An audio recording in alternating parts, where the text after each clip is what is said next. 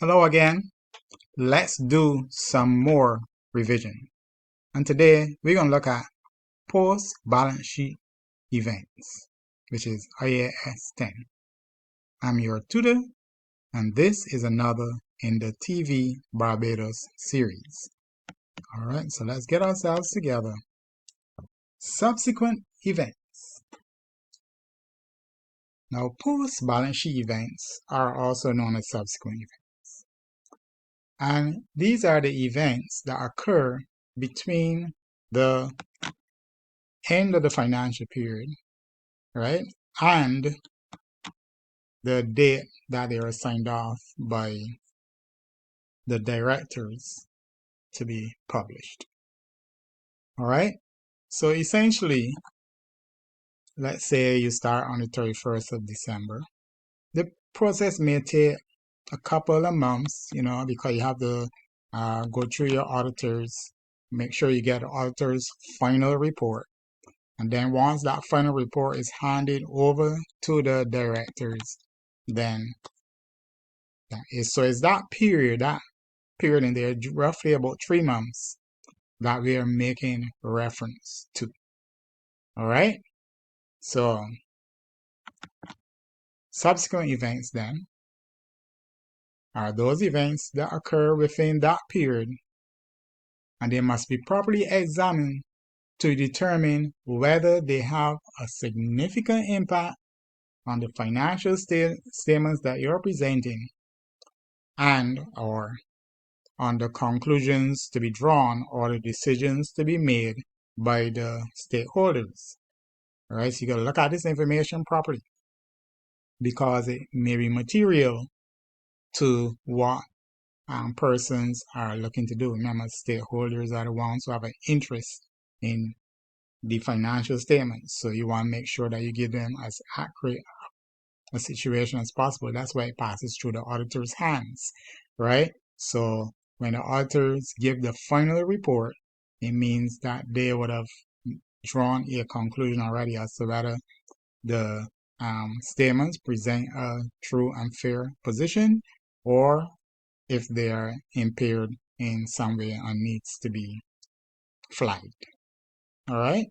So, a post-balance sheet event which presents further evidence of conditions that existed before or at the end of that financial reporting period is referred to as an adjusting event, basically suggesting that you're going to have to make an adjustment to the financial statements before they are released by the directors to be published.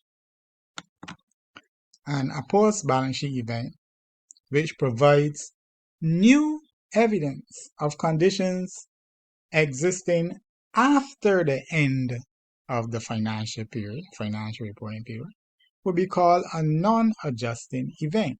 In other words, this information would have had nothing to do with the period in which you were making your report. All right? Because if your report is supposed to end on the 31st of December, right? But something new, completely new happens after that, then you can't include it.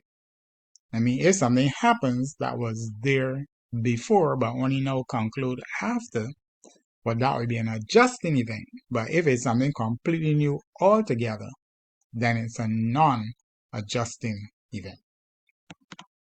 So adjusting events then require that you, the accountant, or basically the business, to make the necessary corrections. Right, so you gotta draw your journal entries and make the appropriate corrections to have them transferred into the financial statements so that they reflect the evidence of this situation that is now completed but had started before you ended the financial year. Right? On the other hand, a non-adjusting event, these events do not require the entity to make any adjustments to the financial statements simply because they are not they didn't come out in the period in which the statement was written, they came after. However, if the information about this event will impact, however, how the stakeholders are going to view the information, as in making their decisions about whether to continue to invest, do whatever it is, right? Then you need to tell them something, right? So the entity should make a statement of disclosure regarding the nature of that event if its impact is material enough to seriously or significantly affect their decisions. All right? So if it's material information, you got to tell them. Get in some information. All right? All right, some examples of adjusting events. So these are some examples of adjusting events. You discover some fraud and or errors that would have occurred during the accounting period, but you only know pick them up in this period after. So you're going to have to correct your statements, right? Otherwise, you're giving people false information or misleading information for sure, right?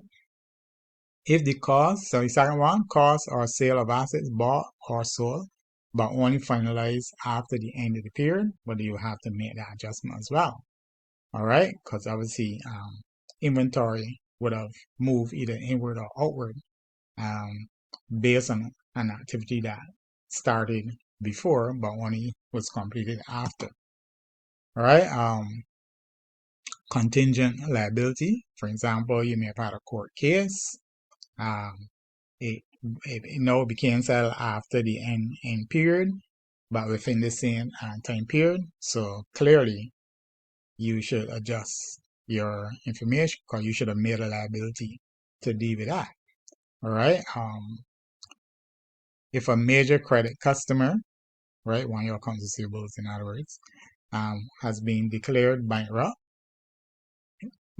but he already owes you stuff, but he might not bankrupt. You gotta make an adjustment. All right. Similarly, sale of inventories below cost at year end. So if you adjust the value of your inventories and sold them off, then you have to make that adjustment as well. All right. These are just some of the examples, so they're not all. So I don't think that's all. Some examples of non-adjusting events. Well, we got the market value of investments have declined, but that has nothing to do with you operating your business. So dividends declared after the reporting period, so that would not require an adjustment to the accounts. You got plans to restructure after the reporting period, no impact.